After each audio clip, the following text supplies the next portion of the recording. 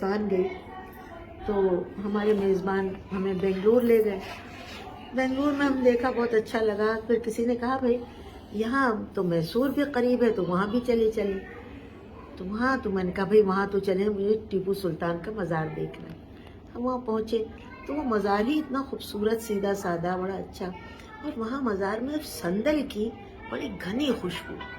تو میں نے کہا کہ بھائی بڑی زبردست خوشبو ہے یہ تو انہوں نے کہا بھائی یہ میسور کا جنگل تو سارے ہندوستان میں مشہور ہے، تو یہاں اس کے جنگل ہیں. میں نے ڈرائیور سے پوچھا، میں نے کہا تم مجھے میسور کا جنگل دکھا دو گے؟ اس نے کہا ہاں باجی، گھنٹے سے کم لگے گا آپ کو لے جا. میں چلی گئی. بڑی خوشی سے میں نے دیکھا درخت ایک دوسرے کے ساتھ ملے جلے کھڑے تھے. خوشبو نہیں ہے.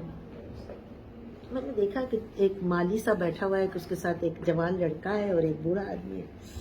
میں اس کے پاس گئی. میں نے کہا بھائی ایک بات بتاؤ، یہ سندل کا جنگل ہے اور یہاں خوشبو نہیں ہے. تو وہ ہنسنے لگا. اس نے کہا ماں جی آپ کو یہ بات نہیں کہنا چاہیے. میں نے کہا کیوں؟ یعنی کہ آپ کو نہیں معلوم؟ میں بتاتا ہوں. یہ جو سندل کا جنگل ہے اس میں جو پیڑ ہیں، زندہ ہے تو چھاؤں ہے، مر جائے تو خوشبو. ماں کی طرح ہے نا. بالکل ماں کی طرح. یہ ماں ہے، یہ درخت نہیں، یہ ماں ہے. زندہ ہے تو زندہ رہے تو چھاؤں ہے، مر جائے تو خوشبو. سبحان اللہ. واہ.